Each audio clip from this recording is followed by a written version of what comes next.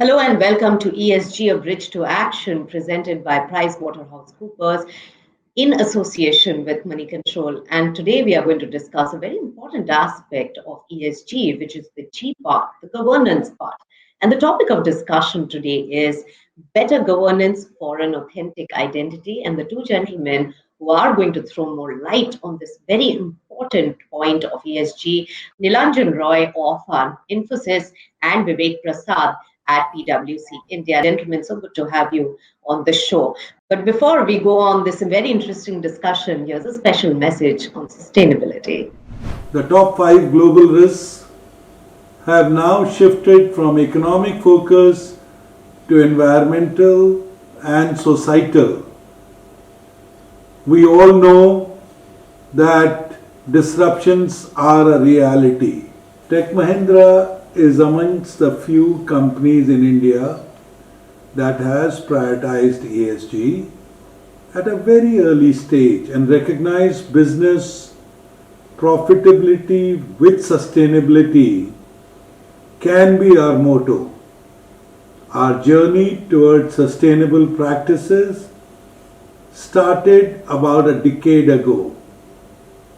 We have committed to achieve carbon neutrality by 2030 and 50% renewable energy mix by 2025. My first question to you, Vivek, while we talk about the ESG standards for the companies, climate consciousness is far and wide known, and many big announcements have been done by many big companies.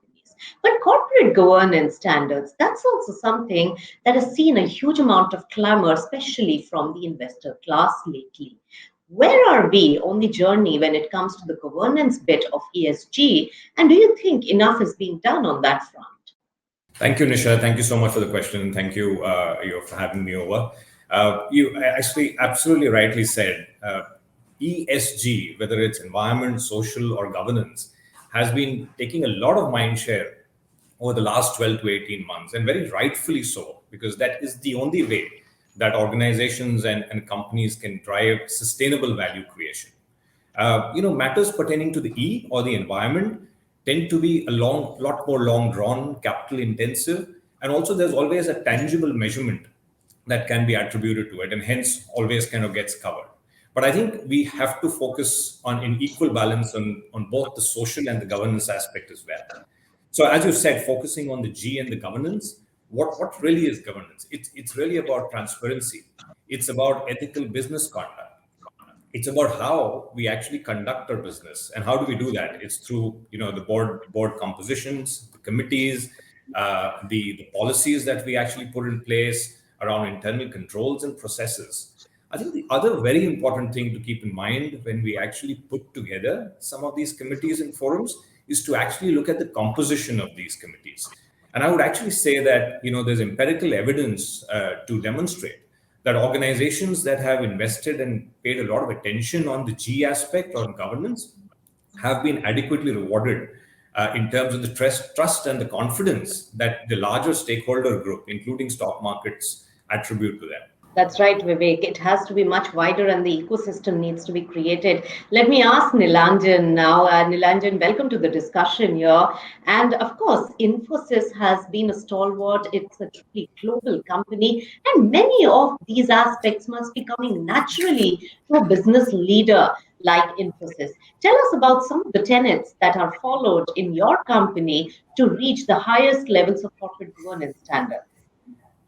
Thanks, Nisha. So I think this really goes back to the founding of this company itself in 1981, when the mission which was set out by the founders was that we need to earn the respect of all our stakeholders, right? And the key word was stakeholders and not shareholders, because I think the realization was that we, of course, are there for an existence to earn profit, but also profit with a purpose, and therefore we need to be very cognizant of the larger ecosystem which we operate in, which is, of course, shareholders, it's employees, it's about our clients, it's about the society at large, and of course the environment, right, and the vendor community. So all of these,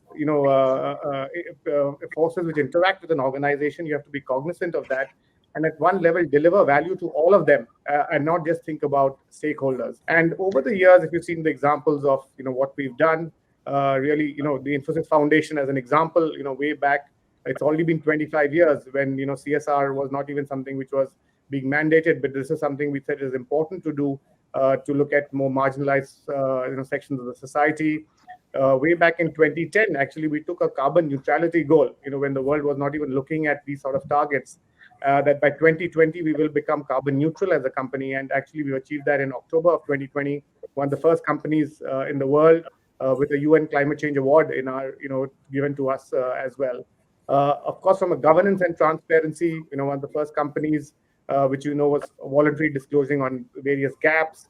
Our listing on the NASDAQ is the first time from an Indian company in 2020 as well. And we put it all together with an ESG 2030 vision, which is really bringing together what is relevant for our business. We said we will educate 10 million kids in India through digital technologies, opening up our internal libraries, really, which we use for our internal training to the wider, school and colleges, free of cost. Tech for good. Of course, gender, we are one of the highest in the world. We have about 39% of our workforce of 260,000 people are women, and we've taken a target to really go towards 45 and then to 50%. So these are the things which we continue to strive towards, and that's what keeps us really going. Lots of more work done, and really we are very proud to see where we've come and the journey ahead.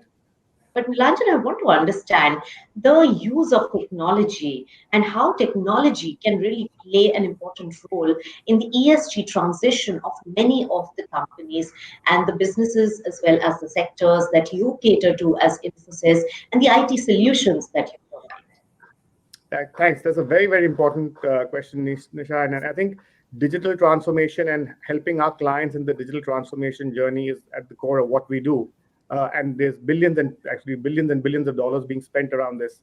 But I think the realization with our clients, and which also is what we are positioning ourselves with the clients, is that sustainability now has to be part of the design phase of your digital transformation, right? It cannot be an afterthought or sitting somewhere outside the core business strategy. So we have actually launched sustainability as a practice, which we offer services on sustainability to our clients, ESG as a service, carbon platform, circular blockchain economy, and really from ab initio into the pitches which we do with our clients is actually bring sustainability into the thinking. That's right, Nilanjan. What a great account you gave. And innovation is the cornerstone of the solutions for really embedding ESG in the systems worldwide as well. So that's a very important point.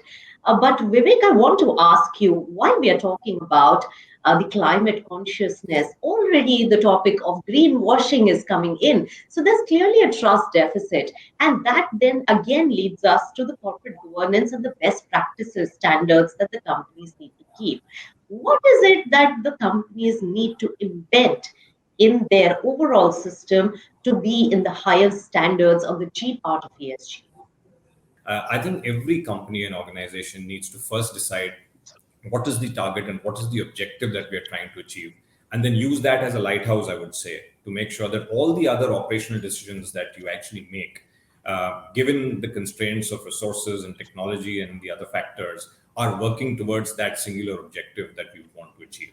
A few other things, frankly, just having the actual policies and procedures in place, communicating these policies and procedures to the largest stakeholders, so that they know that these things are in place. And whenever there are any strategic decisions, capital allocations, portfolio allocations, the ESG component is kept in mind and integral to that decision-making process, as opposed to kind of viewed standalone or separately.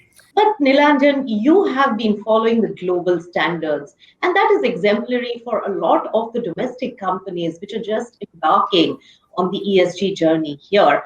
What is the next step forward? Give us a little sense on where the world is moving on ESG, and with that, Infosys is also marching ahead on that particular front. And what will be some of the learnings that you want to share with those companies who are just initiating this particular process? You need to create value for all those stakeholders, right? You cannot just say this company exists for the sole source of creating shareholder value creation. So it has to be beyond that into employees. It has to be around the community. It has to be on environment, etc. So that's a fundamental realization. So that's number one.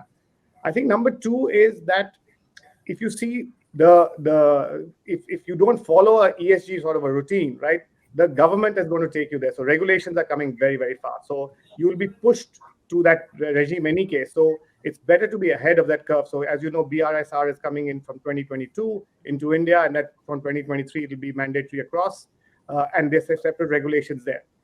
But I think the Yes. most important is what is happening inside the company. Do you fundamentally realize that sustainability has to be integrated into your business model, right? It cannot be sitting outside your business model. It has to seep into everything you do every day, right? And therefore, you see that in across the world, right? Oil and gas companies, how they're moving to renewables. You're seeing the whole automobile sector shifting towards EV. You're seeing consumer goods going into moving away from single reuse plastic. So really, these are tectonic shifts which change your entire, strategic focus of the company. And I think that's where it has to come from, that this can't be something as and also to be done, right? It has to be Yeah. inane. It has to be right inside your business model, your risk model, and therefore it's not something that you think about separately. It's what you do on a daily basis. I must say that the sustainable journey is a long journey on which one needs to embark early. And also, in terms of realization, one aspect that Nilanjan mentioned, but there is also motivation coming in if overall ecosystem demands it, and shareholders and the markets attach higher valuations for the companies which have clearly embedded higher corporate governance standards. With that, I thank both of you, Nilanjan as well as Vivek, for a very interesting conversation on a very important topic that we are faced with right now, that is on better governance in the companies all across as they embark on their ESG journey. Thank you so much, gentlemen, for joining us, and thanks to all our viewers for tuning in.